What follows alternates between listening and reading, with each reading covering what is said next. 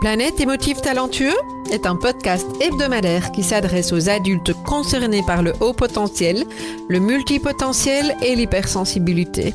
À tous ceux qui vivent avec le sentiment de décalage et qui se posent mille et une questions. Vous découvrirez des clés pour vivre pleinement votre singularité de façon authentique par le biais d'entrevues avec des experts du haut potentiel et de l'hypersensibilité, des témoignages ainsi que des épisodes solo relatant de nombreux conseils dans le domaine. Planète émotif talentueux est animé par Nathalie Alsten, senior coach, thérapeute, auteure du livre Émotif talentueux, être soi autrement et fondatrice du congrès Douance, le seul congrès virtuel en francophonie destiné aux adultes surdoués et hautement sensibles. Bienvenue chez vous en direct de la planète Iti.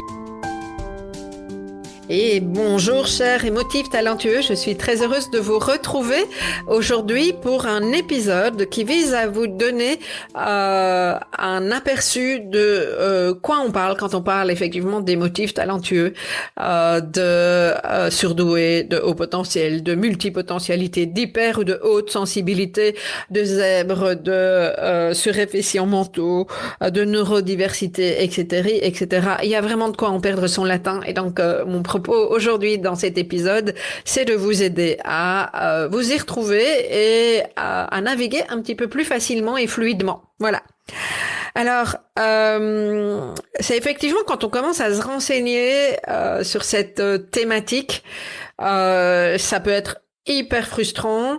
On cherche souvent quand on commence à se renseigner, c'est qu'on a besoin de ces fameux points de repère et on a très souvent besoin de quelque chose qui soit assez concis et assez exact pour pouvoir s'appuyer sur ces points de repère. Or, ce qui est assez compliqué, c'est de comparer des termes comme ceux que je viens de vous donner. Pour certains, ce sont des métaphores, pour d'autres, ce sont des concepts, pour d'autres, ce sont des aspects qui sont validés scientifiquement. Et donc, comparer des pommes, des poires et des oranges, c'est pas toujours facile, ok? D'autant plus que quand on n'est pas dans un concept qui est scientifique, ça peut être très poétique et très joli et ne pas nécessairement nous donner les informations dont nous avons besoin. Okay? Donc l'objectif c'est ça, c'est de vous permettre de vous y retrouver. Alors, une première chose, je vais parler d'émotifs talentueux. Vous savez, vous l'avez peut-être entendu, mais émotifs talentueux, ça vient du sentiment de décalage, du petit extraterrestre E.T. Qui se retrouve sur une planète qui ne lui correspond pas. C'est un petit peu comme ça qu'une série d'entre nous sentons. Et donc, moi, j'ai fait de façon, je vais reprendre le côté poétique. Émotifs talentueux, c'est juste une manière de prendre du recul par rapport à des termes qui ne vont pas nécessairement nous correspondre. En ce qui me concerne, quand j'ai su que j'étais concernée par le haut potentiel, et puis quand on m'a mis le mot surdoué, quelle horreur, je me sentais tout sauf surdouée. À cette époque-là, par rapport au regard que je portais sur moi. Pourquoi? Parce que, comme beaucoup de personnes, j'avais en tête ce stéréotype, ce mythe qui visait à nous dire que quand on est au potentiel, on sait qu'il y a une histoire de QI derrière. Je vais en reparler juste après, de quotient intellectuel.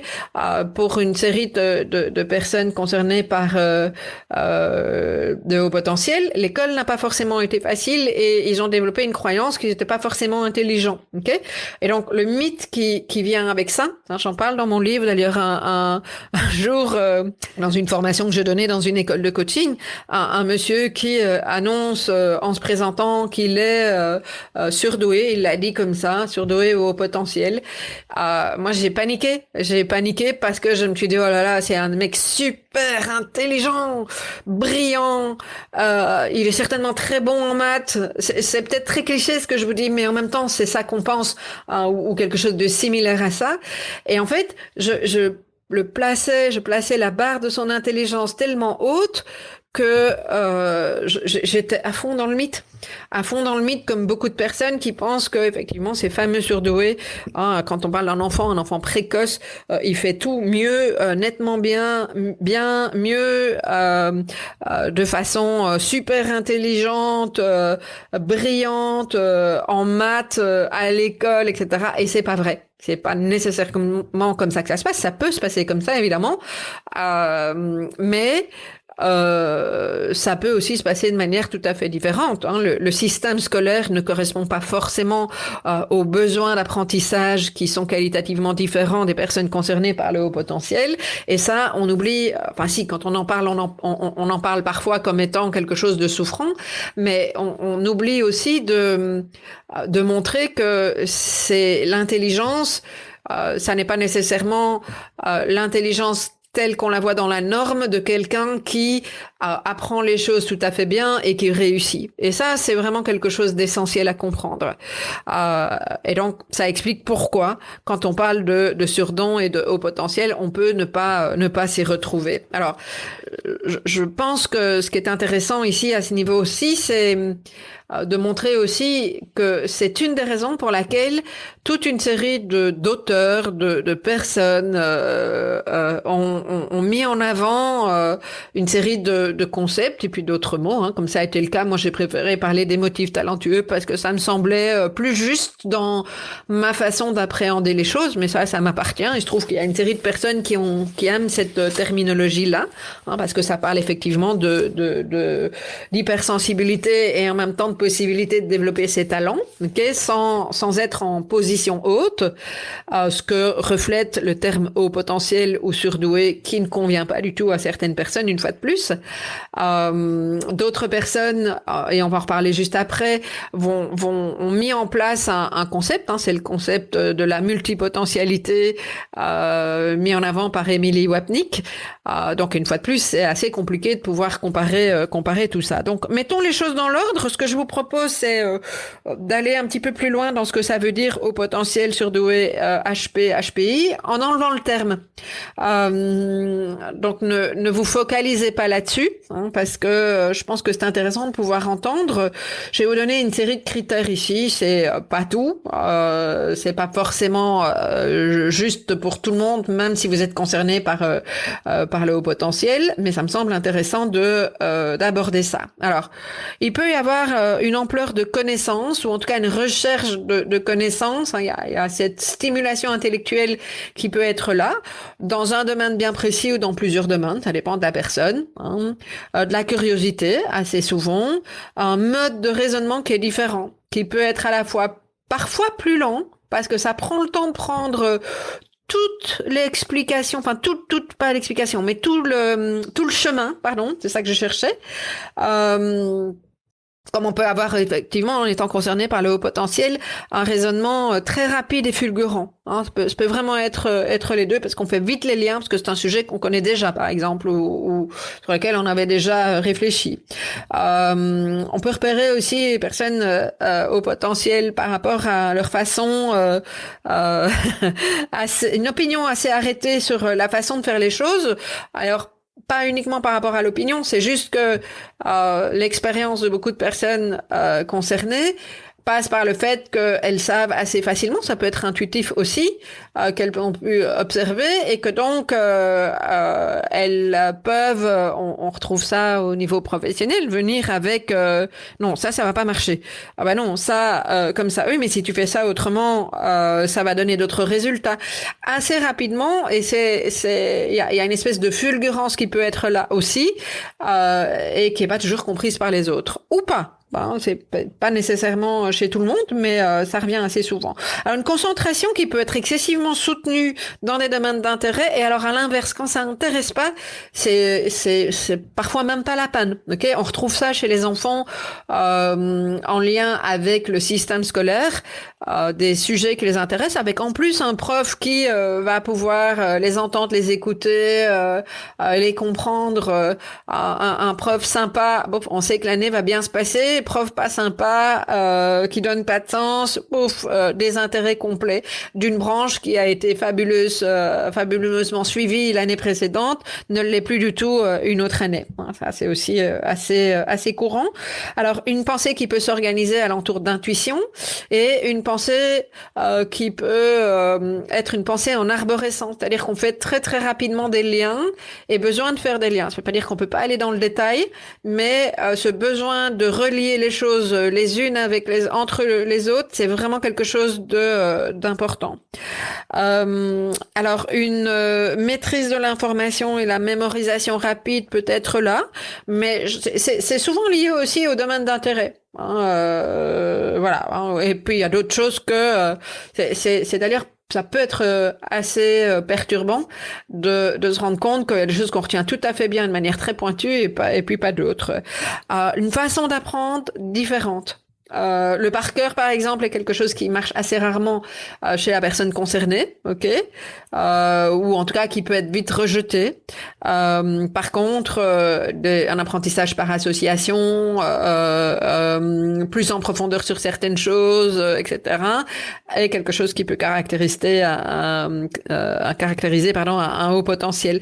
Alors, le vocabulaire, c'est quelque chose aussi qui est intéressant à repérer. C'est le vocabulaire pointu. Alors, en principe, étendu, mais aussi pointu. Un mot, c'est un mot. Et la précision, moi, quand vous m'entendez, je dis assez souvent, je suis pas sûre que ce soit le bon mot. parce que je n'ai pas le mot, parce qu'il vient pas tout de suite. Et la recherche du détail est vraiment quelque chose d'important. Et ça peut, dans la communication, d'ailleurs, poser problème parce que l'autre en face de nous a utilisé un mot généraliste et on se rend compte que, non, c'est pas ça que ça veut dire dans notre esprit. Ok? Donc, voilà quelques caractéristiques. Au plus vous en retrouvez, au plus on peut supposer que vous êtes concerné par le haut potentiel. Le haut potentiel représente 2,3% de la population. Et comment sait-on ça? Comment valide-t-on le haut potentiel? Alors attention, le mot validation, ça dit pas tout. Mais pour les personnes pour qui c'est important, on peut passer un bilan auprès d'un psy ou d'un neuropsy qui va évaluer différentes échelles d'intelligence, pas toutes. Et ça, je le précise, je trouve que c'est important de le préciser, parce que qu'est-ce que c'est que l'intelligence finalement? Mais en tout cas, dans cette manière d'évaluer aujourd'hui le haut potentiel, c'est probablement pas la meilleure manière, mais c'est celle qui existe et c'est celle qui est reconnue aujourd'hui. Donc ça me semble important. Et on va évaluer le fameux QI, quotient intellectuel, d'où les égarements, j'ai envie de dire, sur le côté intellectuel, alors que ça n'est pas que ça, une fois de plus. Et donc le QI, une fois qu'il atteint 130, qui représente ces fameux 2,3% de la population, alors schématiquement, mais valide le haut potentiel. Okay, dans certains cas, je vais pas m'étendre ici, puis c'est pas mon métier. En dessous de 130, on peut aussi le valider pour certaines raisons, mais ça c'est propre aux praticiens en neuropsy, aux psy, de faire ce point-là sur cet aspect-là des choses. Okay, donc voilà, ça c'est ce côté haut potentiel, d'accord, qui une fois de plus ne garantit pas plus ou moins une réussite, ni d'ailleurs le fait d'être heureux ou en souffrance. Alors ça c'est également un autre mythe d'entendre que quand on est concerné par le haut potentiel, c'est systématiquement souffrance. Ça n'est pas vrai. Ça peut l'être, mais comme pour toute la population. Alors ça peut être plus intense, il y a beaucoup de stimulation, évidemment, mais voilà, il y a une moyenne comme dans le reste de la population. Donc ça c'est le haut potentiel. À côté de ça, on a la multipotentialité. Multipotentialité qui est un terme que moi j'aime beaucoup. Je pense que si j'avais entendu parler il y a quelques années, donc il y a plus de 10 ans, puisque aujourd'hui ça fait 10 ans que je sais que je suis concernée par le haut potentiel, mais si j'avais entendu en tant que jeune adulte, si on m'avait parlé de la multipotentialité, qui est le fait d'apprécier, c'est un concept qui est le fait d'apprécier et d'aimer, d'avoir même besoin de faire différentes activités et de même être bon, voire excellent dans ces différentes activités. Donc on a des compétences qui peuvent être complètement opposées les unes par rapport aux autres, mais complémentaires ou pas. Et en fait, on le met assez souvent en avant dans le milieu professionnel, mais dans l'absolu, ça peut être élargi, avec une fois de plus ce besoin constant de changer, de s'ennuyer assez rapidement, d'avoir besoin, ce qu'on retrouve chez certaines personnes, qu'elles soient employées ou qu'elles soient à leur propre compte. Si je prends mon exemple, je fais beaucoup de choses. Je fais des podcasts, j'adore écrire, j'aime bien faire des process, j'organise des choses, j'ai une casquette de coach, une casquette plus marketing, je peux faire vraiment beaucoup de choses et c'est pour ça que j'adore ce que je fais maintenant parce que mon métier me permet de rassembler toute une série de compétences, non seulement, mais également et compétences qui pourraient paraître très éloignées les unes des autres dans l'absolu, ok? Mais également me permet de satisfaire mon besoin de curiosité et d'évolution sans faire tout le temps la même chose et une fois que j'en ai assez, de savoir que je peux passer à autre chose. Ça, c'est vraiment quelque chose qui est en lien avec la multipotentialité. Ok, et qui quelque part donne cette autorisation quand on se reconnaît là-dedans au bout peut-être de 6 mois, 1 an, 2 ans, de s'ennuyer au travail et d'avoir besoin de changer de travail ou en tout cas si pas de travail, de fonction. Et c'est important de pouvoir reconnaître cet aspect-là des choses. Alors c'est évidemment très anticonformiste. C'est un concept qui a été mis en avant par une dame qui s'appelle Emily Wapnick, qui est au Canada, une anglophone au Canada. Alors elle associe ce concept à des profils excessivement créatifs. Avec beaucoup de curiosité, c'est un profil qui peut effectivement, sont des personnes qui peuvent très très vite s'ennuyer. Alors c'est intéressant parce que je vous dis, moi on m'aurait parlé d'un profil comme celui-là à mes 30-35 ans, je me serais tout de suite reconnue là-dedans, alors que le haut potentiel pas, d'accord? Alors la question après, comment on recroise le haut potentiel et la multipotentialité, une fois de plus, il y a quelque chose qui est validé scientifiquement d'un côté, de l'autre côté c'est un concept. Je pense que ce sont des profils qui se recroisent régulièrement. On peut pas mettre l'un sur l'autre et dire que c'est la même chose, puisqu'une fois de plus, on peut pas comparer des pommes et des poires. Mais ce que je trouve important et intéressant, c'est de voir dans quoi vous vous retrouvez avec comme objectif de mieux comprendre votre mode de fonctionnement. Et à partir du moment où on comprend son mode de fonctionnement, ça nous permet de savoir qu'on a des besoins. Et ces besoins, ils sont vraiment importants en termes de rencontres. C'est important d'être au clair avec nos besoins, de les écouter, de les rencontrer, de les satisfaire. Donc voilà ce que moi j'y vois. Alors en plus, soyons clairs, c'est plus facile de porter un terme comme je suis multipotentiel que de dire je suis haut potentiel. Enfin, moi, je trouve, en tout cas. Voilà. Alors, troisième aspect, que vient faire l'hypersensibilité là-dedans? Alors, c'est souvent très confondu. L'hypersensibilité, en fait, vient avant tout, pour moi, il est mal traduit d'un terme anglais qui est highly sensitive. Highly sensitive, c'est hautement sensible, et toute une série d'études ont été faites par une dame qui s'appelle Helen Aron, qui est assez connue dans ce domaine de la haute sensibilité. Alors, la haute sensibilité correspondrait à peu près 20 à 30% selon elle de la population, ok. Et la haute sensibilité, c'est bel et bien un trait de caractère. Un trait de caractère qui consiste à être stimulé par toute une série de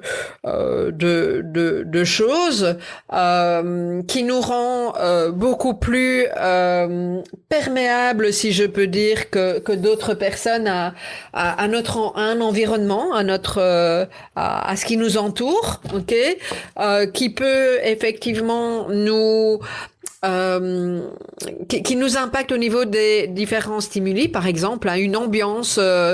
Quand on est hautement sensible, on peut la ressentir. Quand il y a un bruit de fond, on peut le repérer très facilement.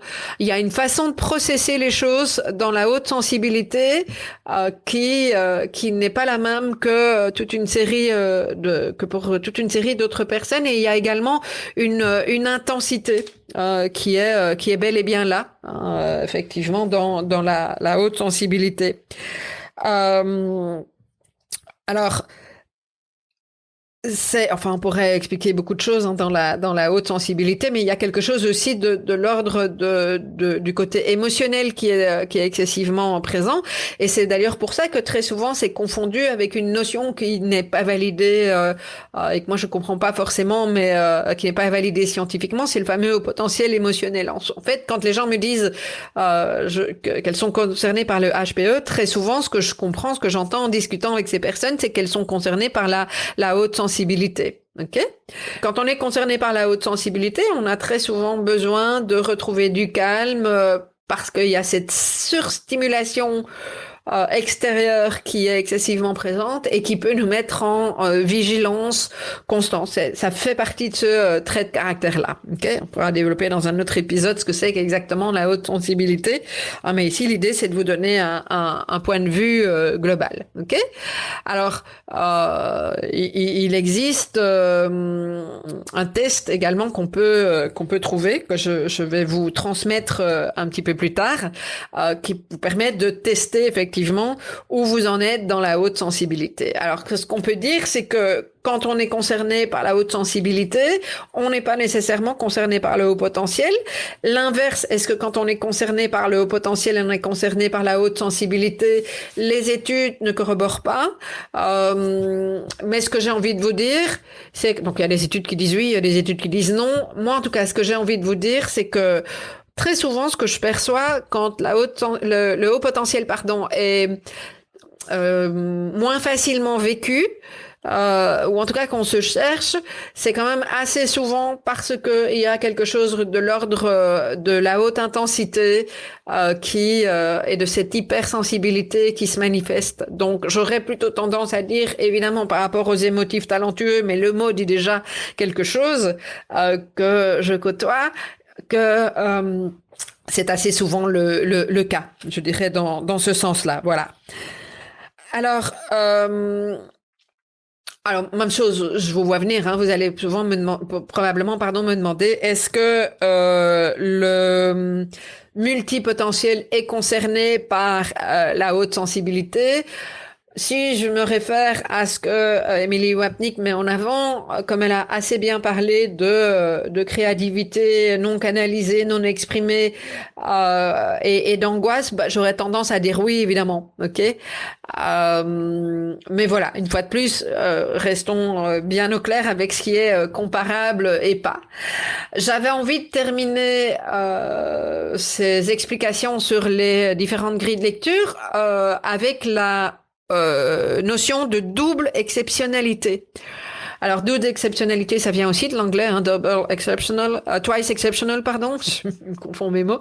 Le twice exceptional, c'est quoi? C'est le haut potentiel qui est associé à un trouble. Alors, un trouble, peu importe quel trouble, ça peut être un trouble psychique, ça peut être un trouble du comportement, ça peut être un trouble d'apprentissage.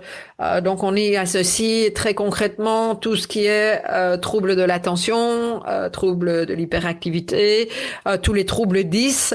Un trouble d'apprentissage, j'en ai parlé. En ce qui me concerne, par exemple, j'ai un problème d'ouïe et un TDA possible, ça a l'air d'émerger, ça fait de moi quelqu'un qui est concerné par la double exceptionnalité. Et ce qui se passe, c'est que le haut potentiel peut masquer le trouble, ou en tout cas le laisser, ou permettre, dans le bon sens du terme, d'appréhender les choses de manière plus facile. Moi, je suis tout à fait certaine que mon haut potentiel m'a aidé à réguler mes difficultés au niveau de mon problème d'ouïe, puisque je porte des appareils auditifs et que déjà à l'école en secondaire, c'était compliqué, par exemple, pour apprendre une langue. C'était excessivement complexe pour moi. Ça, c'est une chose, mais il peut y avoir l'inverse aussi, c'est que les troubles peuvent masquer le haut potentiel. Et donc, ce qui est important, c'est de pouvoir identifier parfois que ce qui peut rester compliqué pour certaines personnes, c'est de ne pas avoir la vue globale et de savoir qu'elles sont peut-être concernées par le haut potentiel, mais pas par un trouble, ou de que juste l'accent soit mis sur le trouble sans que ce soit mis sur le haut potentiel. Or, c'est vraiment important de pouvoir avoir l'image globale parce que la façon dont vous pouvez être accompagné ou dépasser certaines de vos difficultés dépend effectivement de la compréhension de votre profil. Et ils sont tous uniques. Quelqu'un, je reprends souvent cet exemple, le haut potentiel, une couleur bleue par exemple, le trouble, une couleur jaune, en fonction de la quantité de bleu, de la quantité de jaune, le mélange va pas être le même vert. Okay. Et en fonction du vert clair ou du vert foncé ou vert pomme, ce dont vous avez besoin va pas être le même. D'accord? Donc ça me semble important également d'être assez au clair avec ça. Alors, j'aimerais terminer cet épisode avec des clés parce que c'est ça qui est important. Qu'est-ce qui est important à ce stade-ci? Puisque là, je viens de vous faire un exposé un peu théorique de ce que c'est, mais ça me semble important de vous le transmettre. Mon conseil, c'est vraiment d'aller de plus en plus loin pour apprendre à bien vous connaître et repérer votre mode de fonctionnement avant de vous coller une étiquette. Parce que, alors les étiquettes, elles sont intéressantes parce qu'elles permettent de trouver ces fameux points de repère dont je parle. Et puis, je précise aussi qu'une étiquette, ça se colle et ça se décolle. Ok? Donc, voilà. Moi, loin de moi l'idée de mettre des gens dans les cases ou de mettre des étiquettes, mais j'aime bien cette expression, une étiquette, ça se colle et ça se décolle, juste le temps d'avoir trouvé les bons points de repère. Alors, effectivement, l'identification via une étiquette, c'est intéressant quand on manque d'éléments. Apprendre à se connaître, c'est quoi? C'est aussi connaître l'expression de ses besoins. Je sais que je le dis souvent, je le répète parce que ça me semble vraiment, ça fait partie pour moi des fondamentaux. Et quand vous êtes au clair avec vos besoins, vous commencez à les identifier, à les appréhender, même à les ressentir, ce que j'ai envie de dire, en tout cas ressentir à quel moment ils sont satisfaits ou pas satisfaits, ça vous permet de découvrir vos limites. Et les limites, c'est important de les connaître pour pouvoir les poser et pour pouvoir les respecter de notre part, soi-même, ou de les faire respecter. Ok? Alors à ce stade-ci, peut-être que ce que je suis en train de vous dire va amener plus de confusion. Et vous donner envie d'aller un petit peu plus loin. Peut-être que, au contraire, ça clarifie toute une série de choses, que ça peut vous poser de nouvelles questions. C'est tout à fait normal, ok. Mais en tout cas, ce que j'ai envie de vous dire, c'est pas nécessairement important maintenant d'avoir toutes les réponses. C'est vraiment un chemin. Prenez ce temps-là. Et dernière chose, c'est cette idée d'avoir envie de valider via un test. Ça peut être important pour certaines personnes. Je vous rappelle que le haut potentiel se valide via un bilan chez un psy ou un neuropsy, en plusieurs phases. C'est excessivement personnel. Certaines personnes ont besoin de le faire. Moi, j'ai eu besoin de le faire très rapidement. D'autres personnes n'ont absolument rien à faire. Ok. Alors, ce que je vous propose maintenant, c'est justement de passer un test qui va vous permettre de découvrir où vous en êtes dans votre hypersensibilité. C'est le test de Hélène Aron. Pour pouvoir y avoir accès, c'est très simple. Vous faites 3W. C'est le nom de mon site émotif fs-talentueux avec un x.com / donc un / c'est la barre oblique test HS, donc H de haute, S de sensibilité. Donc je répète le nom de mon site www.emotif-talentueux.com / test TEST HS. Voilà, ça c'est une première chose. Ça vous donnera accès vous recevrez par mail votre résultat en lien avec l'hypersensibilité. Et puis, si vous avez envie d'entendre d'autres épisodes de podcast de Planète Émotif Talentueux, eh bien, je vous invite à vous abonner. À très bientôt.